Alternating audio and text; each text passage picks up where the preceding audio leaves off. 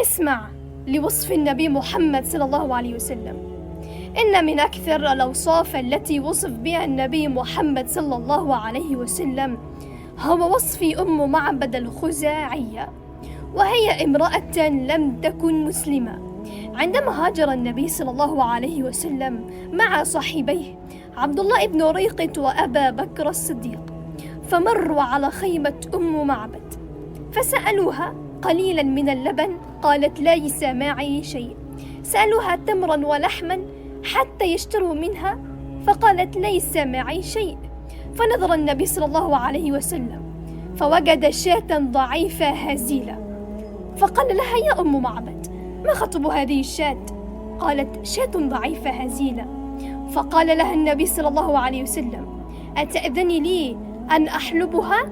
قالت أأذن لك إن وجدت فيها شيء أحلبها.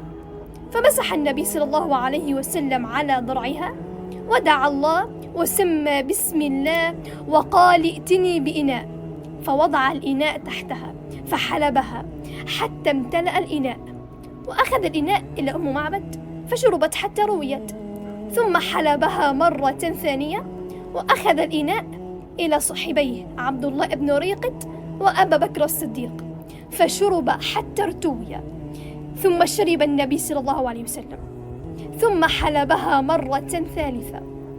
فلما جاء زوج أم معبد إلى المنزل وجد إناء ممتلئ باللبن، الشاة في ضرعها لبن، تعجب وقال لها كيف هذا؟